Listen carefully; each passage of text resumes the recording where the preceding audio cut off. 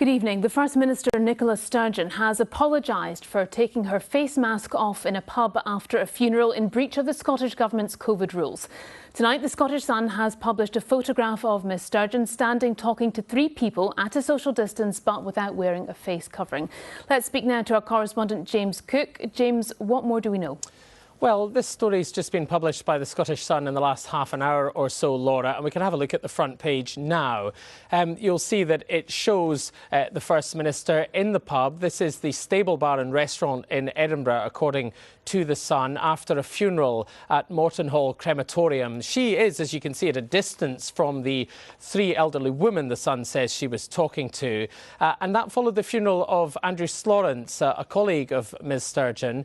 At that funeral, she had been wearing a tartan face mask, but she says she just got up, she forgot that she wasn't wearing it for a second. She says this was a stupid mistake, and I'm really sorry, to quote her directly. And the Scottish Government telling the BBC exactly the same as she has told The Sun. "I talk every day about the importance of masks, so I'm not going to offer any excuses," she says. "I was in the wrong."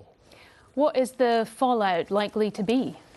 Well, it's a good question. I mean, clearly, people who want to attack Nicola Sturgeon, her political opponents, who have really struggled to land any significant punches on her this year. She's been widely regarded, according to the polls, to have done extremely well in her handling of the coronavirus crisis, at least in terms of presentation. I mean, there's been a lot of debate about whether the outcomes are any better or not, and Scotland, arguably, in international terms, hasn't fared particularly well. But nonetheless, she's been regarded as having been empathetic and consistent, and no doubt her political opponents will attack her for what they will now say is hypocrisy and a lack of consistency. But I think when you look at the other scandals that have emerged over the year, and if you think about her Chief Medical Officer, Catherine Calderwood, visiting a second home, a holiday home in Fife, and being sacked for it, will that be seen to be the same magnitude of mistake as standing up and not wearing a mask? I suspect that it won't, although Nicola Sturgeon has broken her own law,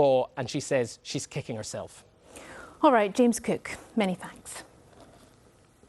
Meanwhile, the First Minister has warned a post-Christmas lockdown may not be enough to curb the spread of a new variant of coronavirus that now appears to account for 14% of positive cases here.